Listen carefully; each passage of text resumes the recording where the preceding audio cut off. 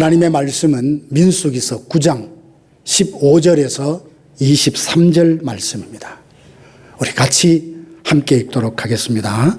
성막을 세운 날에 구름이 성막 곧 증거의 성막을 덮었고 저녁이 되면 성막 위에 불 모양 같은 것이 나타나서 아침까지 이르렀으되 항상 그러하여 낮에는 구름이 그것을 덮었고 밤이면 불 모양이 있었는데 구름이 성막에서 떠오른 때에는 이스라엘 자손이 곧 행진하였고 구름이 머무는 곳에 이스라엘 자손이 진을 쳤으니 이스라엘 자손이 여호와의 명령을 따라 행진하였고 여호와의 명령을 따라 진을 쳤으며 구름이 성막 위에 머무는 동안에는 그들이 진영에 머물렀고 구름이 성막 위에 머무는 날이 오랠 때에는 이스라엘 자손이 여호와의 명령을 지켜 행진하지 아니하였으며 혹시 구름이 성막 위에 머무는 날이 적을 때에도 그들이 다만 여호와의 명령을 따라 진영에 머물고 여호와의 명령을 따라 행진하였으며 혹시 구름이 저녁부터 아침까지 있다가 아침에 그 구름이 떠오를 때에는 그들이 행진하였고 구름이 밤낮 있다가 떠오르면 곧 행진하였으며 이틀이든지 한 달이든지 1년이든지 구름이 성막 위에 머물러 있을 동안에는 이스라엘 자손이 진영에 머물고 행진하지 아니하다가 떠오르면 행진하였으니 곧 그들이 여호와의 명령을 따라 진을 치며 여호와의 명령을 따라 행진하고 또 모세를 통하여 이르신 여호와의 명령을 따라 여호와의 직임을 지켰더라.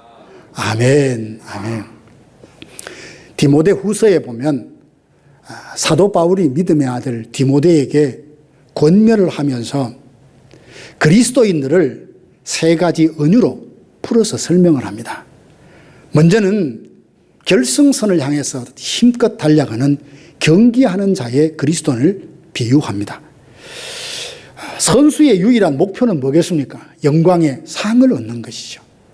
그 상을 얻기 위해서 힘써 달리기도 해야 되지만 그는 경기의 규칙을 지키며 달려야 마지막에 상을 얻을 수 있습니다. 두 번째 은유는 뜨거운 태양 아래 수고하는 농부입니다. 농부는 가을에 풍성한 추수를 소망하면서 여름에 그 뜨거운 태양을 견디며 곡식을 돌보지 않습니까?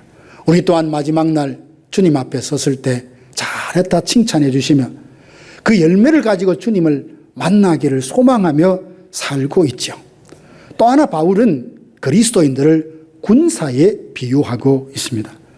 군사는 사사로운 개인의 생활에 얽매이지 않고 자기를 군사로 부르신 자를 기쁘시게 하는 것을 최고의 영예로 생각을 합니다. 우리를 죄와 사망에서 건져서 군사로 부르신 주님을 기쁘시게 하는 삶, 이 삶이 곧 그리스도인의 삶이라는 것이죠. 성도가 군사다라고 하는 이 은유는 바울이 처음 쓴 것이 아닙니다. 하나님께서는 430년 동안 노예 생활에 찌들어서 스스로를 지킬 힘도 의지도 없는 그 이스라엘을 애굽에서 이끌어내시며 그들에게 선포하십니다. 너는 하나님의 군대다. 너는 여호와의 군대다. 이 얼마나 가슴 벅찬 선언입니까? 어제까지 노예로 살던 그들을 보면서 하나님은 하나님의 군대다. 나의 군대라라고 말씀을 하십니다. 어찌 보면 이스라엘이 하는 행동이나 그들의 여러 가지를 보면 이 군대와는 거리가 아주 먼 사람들이라는 것을 우리가 잘 알지 않습니까? 그러나 하나님은 광야에서 머무는 동안 그들을 그리스도의 좋은 군사로 빚으시는 것을 봅니다.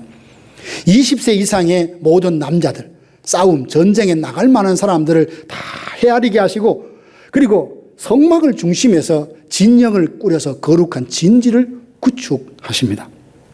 행진할 때도 질서 있게 움직입니다. 맨 먼저는 유다 지파가 출발하고 그 다음에 르우벤 진영이 따라가고 그리고 에브라임 진영과 제일 끝에는 단 지파의 진영이 따라갑니다. 200만 명이 되는 큰 민족이 움직이고 있으니까 높은 하늘에서 보면 마치 큰 강이 사막을 흐르는 같은 그렇게 보였을 것입니다.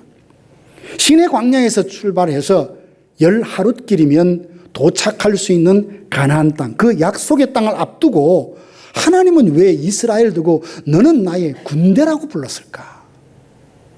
여호와의 군대로 불러주신 그 이스라엘을 정말 군사답다는 것은 어떤 것을 말할까? 여호와의 군대로 부름받은 이스라엘은 역사 가운데 과연 그리스도의 좋은 군사가 되었을까? 우리 자신들을 돌아보며 우리도 그리스도의 군대로 부름을 받으셨는데 우리는 과연 하나님이 인정하시는 그리스도의 좋은 군사인가? 아니라면 참 좋은 군사로 우리가 회복되는 비결이 무엇인가? 이런 질문을 가지고 오늘 본문 말씀을 가지고 함께 은혜 받기를 원합니다. 먼저 첫째는 하나님은 왜 이스라엘 백성들을 군대라고 불렀을까요? 대부분 우리들은 인생의 노년기에 이르렀는데요. 이럴 때가 되면 경쟁이다, 목표다, 도전이다, 비전이다 이런 말은 사실 부담이 되실 것입니다. 어쩌면 이런 말들은 저 젊은 사람들에게 필요하고 나와는 상관이 없다 그렇게 여길 수 있는 표현이죠. 그저 열심히 일했으니 이제부터는 좀 평안히 쉬고 싶다라는 마음일 것입니다. 거친 바다를 항해한 배가 항구에 들어오기를 바라듯이 치열하게 젊은 시절을 보낸 고난 뒤에 노년기가 되면 누구나 편안하게 안락하게 쉬고 싶은 마음이 사람의 생각일 것입니다. 우리는 저마다 눈물과 땀으로 이룬 자기 성 안에서 남은 노년을 그저 편안하게 아무 일 없이 지내다가 하나님의 부름을 받는 것을 최고의 행복으로 여기며 살고 있지 않습니까? 근데 하나님께서 그런 우리들에게 놀라운 부르심을 주십니다. 사랑하는 자여, 너의 가장 위대한 전투는 아직 끝나지 않았다. 끝나지 않았다. 이제 안락한 평상복을 벗고 전투복으로 갈아입으라. 오늘 본문이 하나님이 우리에게 그렇게 말씀하시는 듯합니다. 이 부르심은 우리의 인생의 마지막을 가장 위대한 승리로 장식하게 해주려고 주님이 초청하시는 음성이죠. 그러면 하나님께서 우리를 군사로 부르시는 이유가 무엇입니까? 우리의 싸움은 혈과 육에 대한 것이 아니요 공중의 권세 잡은 자들과의 싸움이기 때문에 그러합니다. 에베소서 6장에 보면 사도 바울은 에베소 교회를 향해서 영적 전쟁에 임하는 그 전사들이 어떻게 무장해야 될지 복음의 전신 갑주를 입으라고 하며 무장을 시키지 않습니까? 우리는 주님 앞에 갈 때까지 이 영적인 전쟁을 치러야 합니다. 나이가 들었다고 해서 연세 드신 어르신이라 해서 영적 전쟁에서 제외되는 것이 아닙니다. 호흡이 멈추는 그 순간까지 우리의 삶의 영적인 전쟁은 끊임없이 계속되어지니 우리를 군사라, 군대라 그렇게 부르시는 겁니다. 과거 이스라엘 백성들을 한번 생각해 보십시오. 하나님께서 그들을 굳이 하나님의 군대라고 부르신 이유가 무엇일까요? 그들은 단순히 비옥한 가나안 땅을 차지하고 그 땅에서 정착하는 것이 전부가 아닙니다. 그 땅은 가나안 7족속이 살고 있었는데 그들로 인해서 땅이 더럽혀졌어요. 그래서 이스라엘 백성들로 하여금 하나님의 군대가 그 땅에 들어가서 그 땅을 새롭게 하고 하나님의 임재가 임하는 하나님의 나라로 회복하기를 원하셨습니다. 그래서 이스라엘 두고 비록 그 모습을 보면 쫄짱구 같고 오합지졸 같지만 너희는 하나님의 군대다. 하나님이 그렇게 불러주시는 겁니다. 이스라엘에게 주어진 사명은 어쩌면 오늘 저와 여러분이 그대로 계승했다. 저는 그렇게 생각합니다. 예수 그리스도께서 십자가에서 죽으시고 부활하심으로 사망 권세를 깨뜨리시고 이미 승리하셨습니다. 우리는 그 승리를 선포하며 아직도 이 세상의 가치관과 절망의 문화 아래 신음하는 이 땅의 영혼들을 해방시켜야 되는 소명이 주어졌기에 우리에게 너는 하나님의 군대라고 부르시는 겁니다. 우리의 가정과 자녀들의 삶과 내 모든 삶의 영역에 깊이 뿌리 내리고 있는 쓴뿌리를 예수 그리스도의 이름으로 걷어내고 사단의 견고한 진을 주의 이름으로 파괴하고 영적인 승리를 거두게 하려고 우리를 보며 너는 하나님의 군대다. 하나님의 군사라고 불러주시는 겁니다. 이 거룩한 부르심 앞에 우리 자신의 모습을 보면 고개를 절레절레 흔들 겁니다. 내 자신의 생활도 단돌이 하지 못하는 내가 어찌 하나님의 나라를 위해서 헌신한단 말인가 거절하실지 모릅니다. 그러나 우리의 주님은, 사령관 되신 주님은 세상과 전혀 다른 방식으로 주의 군사를 찾으시고 모집합니다. 세상에는 젊고 유능한 사람, 무엇이든지 맡겨주면 척척 해내는 사람을 우선적으로 픽업을 하겠지만 주님 나라의 군사는 그렇지 않습니다. 젊고 유능해서 내 힘으로도 얼마든지 승리할 수 있다고 자신하는 사람이 아니라 이미 여러 번 실패를 경험했어요. 자신의 약함도 알아요. 자신의 부족함도 알아요. 그래서 하나님의 은혜와 인도하심이 아니면 나는 아무것도 할 수 없다라고 하는 우리와 같은 마음, 이런 마음의 준비가 된 사람을 주의 군사로 픽업해서 나와 함께 이 땅에 하나님 나라를 세우자라고 초청을 하시는 겁니다. 오랜 세월 동안 싸움의 고통이 무엇인지 알고 패배의 쓴맛도 우리가 다 경험했지 않습니까? 그럼에도 불구하고 지금 믿음의 자리를 지켜가는 여러분들이 하나님 보시기에는 주님과 함께 동력할 하나님의 군대의 군사들인 줄로 믿습니다. 그러니 우리가 하나님의 명예로운 이 부르심 앞에 어떻게 응답해야겠습니까? 더 이상 나의 남은 생을 잘 관리해서 아무 일도 없었으면 좋겠다. 그저 조용히 있다가 그냥 꿈결에 하나님 만났으면 좋겠다. 그런 바람들만 갖고 계십니까? 주님의 부르심을 받고 주님 앞에 설 때까지 어떤 선교단체 그러더라고요. 시니어 미니스트리라고. 리타이어한 분들만 따로 모으는 거예요. 그래서 그들이 평생 동안 수고했던 그 사회의 은사를 가지고 선교 사역을 펼쳐가면서 저희 교회도 연락이 왔어요. 그런 분들 없습니까? 아이고 저희 교회는 선교사님 연세 드신 분들이 많은데 그러니까 잘 되었습니다. 잘 되었습니다. 그러면서 본인이 그런 사람, 그 말을 들으면서 하나님의 마음을 알았어요. 우리는 나는 바빠서 못합니다. 나는 힘이 없어 못합니다. 경험이 없어 못합니다. 나이가 많아서 못합니다. 그러지만 하나님은 내 힘으로는 할 수 없습니다. 그러나 하나님의 은혜 주시면 주의 장중에 붙들리면 뭐든지 할 수 있습니다. 이런 마음을 가진 자로 하여금 하나님의 군대의 군사로 픽업하십니다. 그래서 주님 앞에 갈 때까지 주님, 내가 할 수 있는 일, 내 입장, 내 상황, 내 건강, 내가 할 수 있는 그 일이 무엇인지 말씀해 주세요. 그러면 내가 기쁨으로 헌신하겠습니다. 이 마음가짐을 우리 모두가 가질 수 있게 되기를 주님의 이름으로 축원합니다. 주님, 제 남은 숨결을 기도의 향기로 받으소서. 비록 걸음이 느릴지라도 힘을 다해 주님과 함께 따라가겠습니다.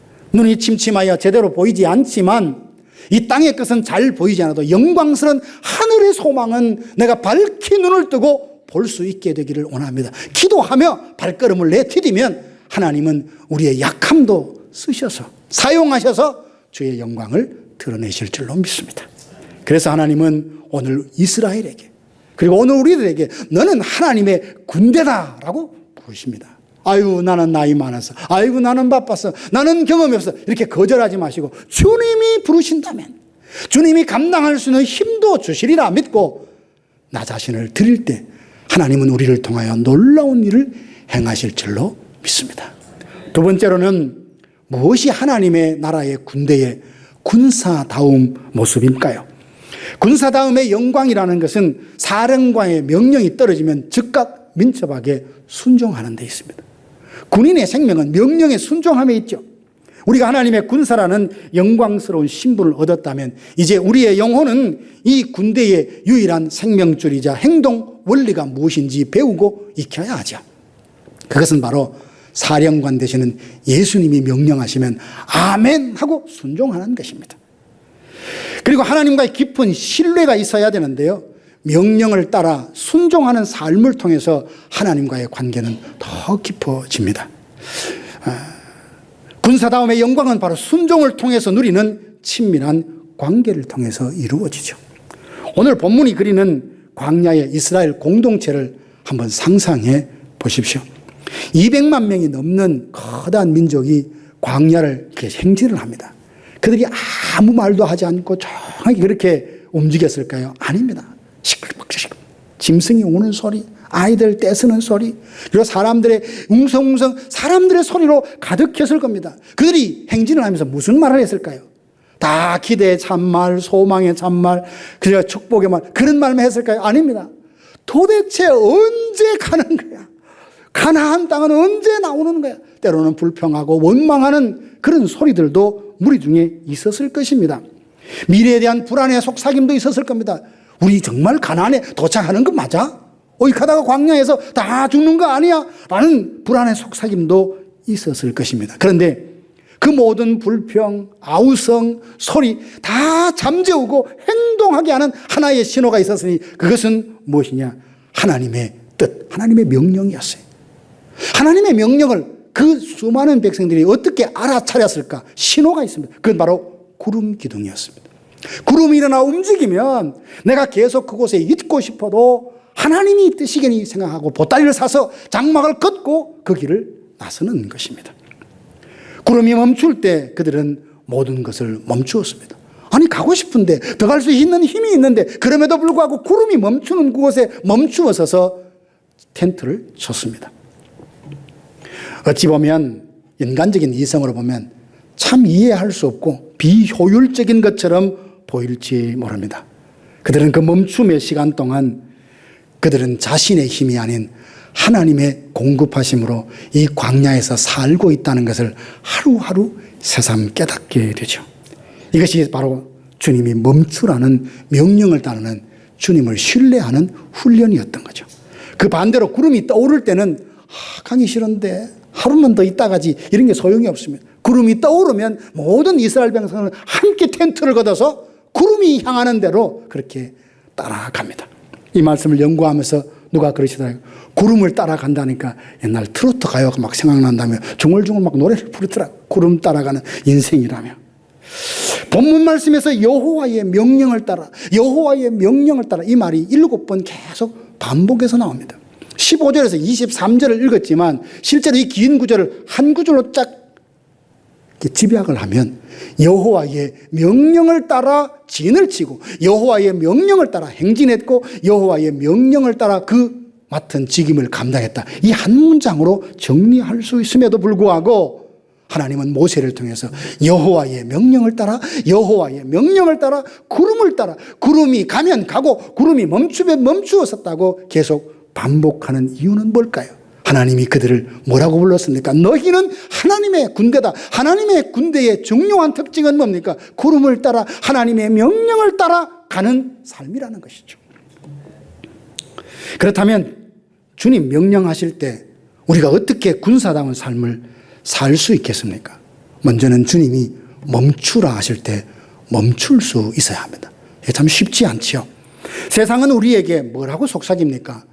더 빨리, 더 높이, 더 멀리, 더 많이 가져야 행복하고 안전하다고 끊임없이 속삭이고 부추기지 않습니까? 그런데 조금만 더 가면 내가 그동안 오랫동안 소망했던 것을 얻을 수 있어요. 취할 수 있어요. 그런데 그 앞에서 주님은 스탑, 멈추라 하면 이건 참 순종하기 어렵죠. 진정 군사다움은 그럼에도 하나님의 말씀을 따라 행동하는 것입니다. 남과 비교하여 이겨야만 한다는 그런 욕망을 품을 때 주님께서 멈추라 하면 그 정과 욕심을 십자가에 못 박을 수 있는 결단을 하는 사람이 진정 그리스도인이죠. 내 안에 미움과 분노가 치솟습니다.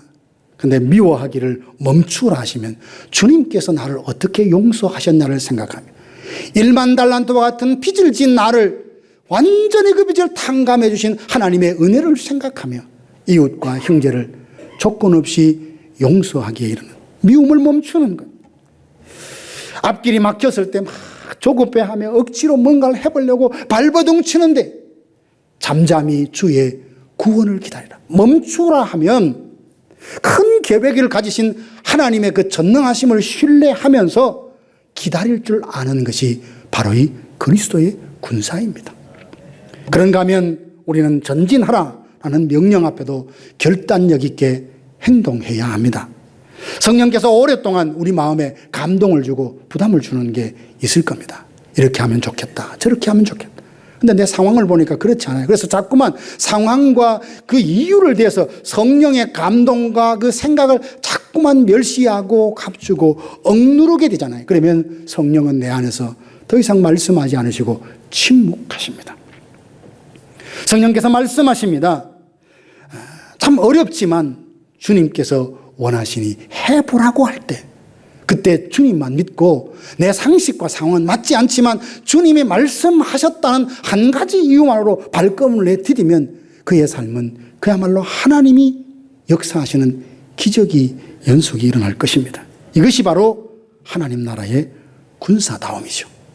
내 뜻과 다른 명령, 내가 꺼리는 행동을 멈추라 등 하라는 말씀을 듣고 순종하려면 먼저 내가 명령하시는 주님과 깊은 신뢰가 있어야 합니다. 참 사람은 놀랍습니다. 자신이 신뢰하고 존경하는 사람의 말은 무슨 말이라도 기쁨으로 감당합니다. 그러나 내가 싫은 사람은 나를 축복하는 말 자체도 거슬리게 듣는 것. 이게 사람 아닙니까?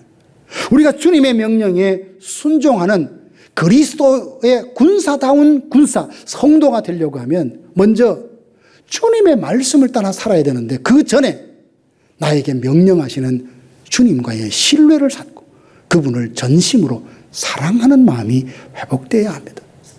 예수님께서 갈릴리 바닷가에 새벽녘에 찾아가셔서 베드로를 찾아가셨잖아요.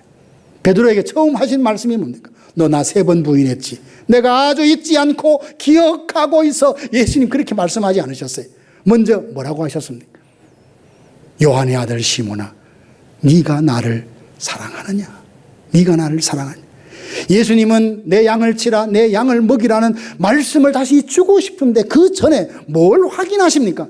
네가 나를 사랑하냐? 여기 놀라운 영적인 비밀이 있습니다. 우리가 하나님의 일을 열심히 하잖아요. 그걸 기쁨으로 끝까지 하기 위해서는 나에게 명령하시고 부탁하신 주님을 사랑하는 만큼 우리는 하나님의 일들을 이 비례한다는 사실이에요. 하나님이 우리에게 뭔가를 말씀하시는 것은 나를 올가매는 율법, 멍해가 아니라 우리를 가장 안전하고 영광스럽게 만드는 생명의 리듬이다. 이렇게 받아들일 수 있기를 원합니다. 혹시 여러분의 마음속에 성령께서 울려주시는 그 음성이 무엇인지 있습니까? 무엇을 멈추라 하십니까? 무엇을 행하라 하십니까? 어떤 내용이든 주께서 여러분에게 하신 말씀에 순종해낼 때 여러분은 예수 그리스도의 가장 강인한 군사다운 군사로 살아가는 삶인 줄로 믿습니다. 하나님이 우리에게 이걸 원하세요. 지금까지 우리는 하나님이 우리를 왜 하나님의 군대로 부르시는지, 군사다운 그 군사다움이 뭔지 함께 살펴봤는데요. 그럼 이스라엘 백성들은 군대로 부르심 받은 후 그의 역사를 보면 과연 하나님의 군대로 살았을까? 안타깝게도 그렇지 못했습니다. 성경은 비극적인 한 장면을 우리 앞에 펼쳐놓는데요. 마침내 약속의 땅을 목전에 둔 가데스 바네아에서 지파별로 한 사람씩 뽑아서 12명의 정탐꾼을 가나안 땅에 보냅니다. 40일 동안 정탐을 하고 돌아와서 그 중에 10사람이 뭐라고 말하는가 하면 가보니까 그 땅은 비옥하더라고. 거기서 거둔 추수, 그 포도 송이를 보면서 이렇게 그 땅이 비옥하더라.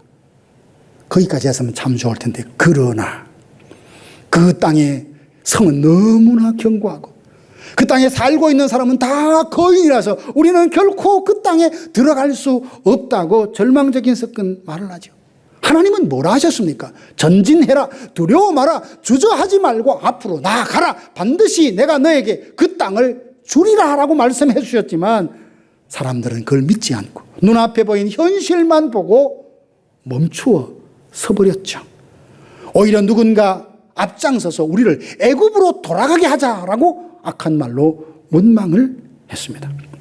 그들은 하나님이 약속하신 그 젖과 끓이는 땅보다는 그곳에 버티고 서 있는 안악자손과 견고한 성을 바라보며 인간적인 생각으로, 인간적인 판단으로 그 모든 것을 해석하고 군사다움을 잃어버리고 노예 근성이 다시금 일어나 악한 말로 원망합니다. 불순종의 대가는 얼마나 참혹했는지 이스라엘 백성들의 그 역사를 보면 잘 알게 됩니다. 약속의 땅을 눈앞에 두고도 그들은 다시 광야로 발길을 돌려야 했는데요. 가데스 바네아까지 올 때는 구름 기둥을 따라왔습니다. 그런데 이제는 너희들 스스로가 목자가 되어서 가라라고 말씀하십니다. 성경에 보면 방황할 때 구름 기둥이 함께 했는지 안 했는지 정확히 잘 모르겠어요. 그러나 하나님께서 시내 광야를 떠나서 가데스 바네아까지 도착할 때는 구름 기둥을 따라갔지만 하나님의 말씀에 불순종하고 약속을 믿지 않았던 그들이 38년 동안 광야에 방황할 때는 하나님의 말씀을 따라간 것이 아니라 자기 판단, 자기 생각, 스스로가 목자가 되어서 살았으니 그 38년의 삶을 뭐라고 합니까? 방황이라고 하는 방황. 사랑하는 성도 여러분, 가데스 바네아의 이야기가 우리에게 참 아프게 와닿지 않습니까? 어쩌면 이 모습이 하나님 나라의 군사라는 영광스러운 부름을 받았음에도 불구하고 우리의 모습과 우리의 삶은 어쩌면 방황하는 스스로가 목자가 되어서 자기 좋을 대로 살아가는 이스라엘 백성들처럼 살고 있지는 않습니까? 하나님의 자녀라는 이름은 가졌지만 삶의 결정적인 순간마다 하나님의 약속보다는 거대한 세상의 그 장벽 앞에 자신의 무기력함을 느끼며 아무것도 할 수 없다고 절망하고 좌절하지는 않습니까? 멈추라라고 하는 하나님의 분명한 사인과 명령을 듣고도 내 욕심을 더 이상 감출 수 없고 멈출 수 없어서 끝까지 갔고, 전진하라는 음성 앞에서 바쁘다, 힘들다, 할 수 없다, 한 경험이 없다, 여러 가지 핑계를 대며 불신앙을 두고 멈추어 서 버린 적은 혹시 없었습니까? 하나님의 군사로 부름 받았음에도 불구하고 여전히 세상의 염려와 경제적인 재리의 유혹에 묶여서 그 가시가 내 온 영혼을 뒤덮어서 말씀이 떨어져도 열매까지 이어지지 못하는 이런 안타까운 삶을 살고 있는 것은 아닌가요? 감사하게도 그들의 이야기는 여기서 끝나지 않습니다. 하나님께서 불순종한 그 세대를 긍휼히 여겨서 그 다음 세대를 통하여 여호수아와 그 백성들을 통하여 가나안 땅에 들어가 그 땅을 정복하게 하시고 그 땅에 정착하게 하셨습니다. 저는 이 부분을 보며 위로를 받습니다. 이제까지는 우리가 실패했어도, 이제까지는 불순종했어도, 이제까지는 연약하여서 가라 하면 멈추고 멈추라 하면 가려고 했던 이 청개구리 같은 이런 반역하는 마음, 그렇게 살아왔다 할지라도 지금 이 순간 하나님 나에게 은혜를 주셔서 내 남은 생에는 그리스도의 강인한 군사로 살고 싶습니다 다짐하면 하나님께서 우리의 그 간구 부르짐을 들으시고 새로운 걸음을 시작하게 하시는 은혜가 주어진다는 사실입니다. 두려워하거나 과거를 보며 죄책감에 빠졌거나 후회하거나 땅을 칠 필요 없습니다. 지금부터가 중요합니다. 과거는 바꿀 수 없어요. 그러나 지금 주님이 내민 손을 붙잡으면 우리의 미래는 얼마든지 과거와 다른 삶을 살아낼 수 있다는 사실입니다. 지난날 광야를 방황했던 우리의 삶을 회개하고 돌이키고 이제는 통곡을 멈추고 약속의 땅을 향한 믿음의 행진을 주님과 함께 한 걸음 두 걸음 걸어나가는 우리 모두가 되기를 주님의 이름으로 축원합니다. 우리의 시선이 나의 싸움에서 주님의 십자가로 옮겨질 때 그야말로 내 안에 변화가 시작됩니다. 민수기 21장에 보면 놋뱀 사건이 있습니다. 이스라엘 백성들이 하도 원망하고 불평하니까 그들이 광야에 뱀에 물려서 퉁퉁 부어서 사람이 죽어갑니다. 살려달라고 아우성 칠 때 모세가 하나님께 기도했을 때 하나님의 그 처방 방법이 참 놀랍습니다. 광야에 있는 뱀을 다 잡아라. 무슨 약을 기해서 그냥 그 부은 데 물린 데를 다 발라라. 하나님께서 그렇게 말씀하지 않으시고 조금 의아한 해결책을 제시하셨는데 놋뱀을 만들어서 장대에 높이 매달아 달아라. 누구든지 이 놋뱀을 쳐다본 적 살리라. 세상에 이런 처방책이 어디 있겠습니까? 믿음을 가진 자만이 볼 수 있고 정말 하나님 말씀대로 놋뱀을 쳐다본 사람은 다 살았습니다. 여기를 보면서 우리가 생각하는 게 있습니다. 요한복음에서 예수님이 그 사건을 인용하면서 인자도 장대에 달린 뱀처럼 달려야 하리라 말씀하시면서, 그것은 장대를 구약시대에 바라봤던 그 사람은 이 시대에 예수님의 십자가를 바라보는 것과 동일하다는 것을 주님이 말씀해 주셨습니다. 여러분, 내 힘으로 뱀 다 잡으려고 물리고 퉁퉁 분데 내 어떤 방법으로 해결하려고 한다고 그게 해결이 됩니까? 우리의 시선을 나와 내 상황과 현실에서 떼어서 예수 그리스도의 십자가를 주목할 때 십자가의 능력이 나를 새롭게 하고 나를 온전케 하고 나를 모든 죄와 사망에서 이끌어서 구원해 내신다는 사실입니다. 그러므로 우리가 하나님의 군사로 부르심을 받았다는 이 확신이 있다면 우리가 시선을 고정해야 될 때는 세상이 아닙니다. 세상의 영화와 영광이 아니라 날 위해 모든 것을 내어주신 예수 그리스도의 십자가인 줄로 믿습니다. 히브리서에 보면 네로의 핍박 가운데 수많은 사람들이 갈등합니다. 내가 과연 예수님을 계속 믿어야 될까? 믿음의 결과가 구원이고 행복이고 번영이 아니라 왜 이렇게 죽음과 이별과 상실일까? 갈등했던 그들에게 히브리서 저자가 한 말은 두 가지입니다. 예수님을 깊이 생각해라.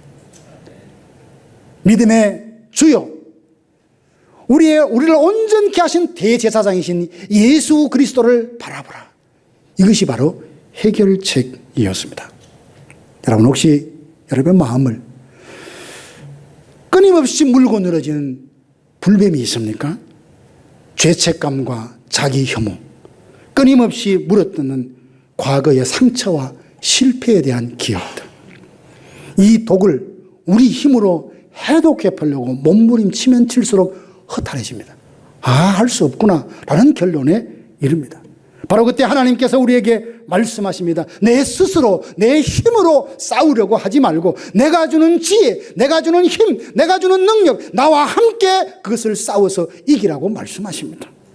그러므로 하나님의 나라 군사로 거듭나는 비결은 나를 위해 십자가에서 자기 목숨을 내어주신 예수 그리스도를 바라보며 그분의 손잡고 함께 걸어가는 것입니다. 죄에 넘어져서 신음할 때 가장 먼저 할 일은 고개를 들어 나의 죄를 대신 지신 주님을 바라보는 것입니다. 마음이 연약해서 두려울 때 나의 나약함 대신 부활하사 지금도 나를 위해서 하나님 보좌 오른편에서 살아서 기도하고 계시는 그 예수님을 생각하는 겁니다. 사랑하는 성도 여러분, 더 이상 자신의 상처, 바꿀 수 없는 과거의 실패를 들여다보며 시간 낭비하지 마십시오. 고개를 들어 주님을 바라보시고 우리를 위해 대신 심판을 받으시고 우리에게 영원한 승리를 안겨다 주신 우리의 사령관 되신 예수 그리스도, 그분만 보고 그분을 따라갑시다. 오늘 우리 안에는 두 명의 군사가 함께 싸우고 있습니다. 광야의 1세대처럼 자신의 약함과 세상의 거대함만 바라보며 주저앉는 옛사람과, 그럼에도 불구하고 우리를 그리스도의 군사라 부르시는 주님의 음성을 듣고 따라가는 새 사람이 있습니다. 영적 전쟁의 승패는 우리의 시선이, 우리의 관심이 어디를 향하고 있느냐에 달려 있습니다. 하나님 나라의 진정한 구사는 자신의 상처와 실패의 기록을 들여다보는 자가 아니라 나를 위해 모든 것을 내어주시는, 모든 것 되시는 주님을 바라보는 것입니다. 그러므로 지금 나 자신의 삶을 지배하고 있는 모든 묶임과 사슬, 문제로부터 벗어나 눈을 들어 예수 그리스도의 그 십자가에 고정하십시오. 십자가는 우리의 모든 실패를 덮고도 남는 하나님의 완전한 승리의 선언입니다. 우리의 모든 약함을 능력으로 바꾸는 은혜의 발전소다, 이렇게 말할 수 있어요.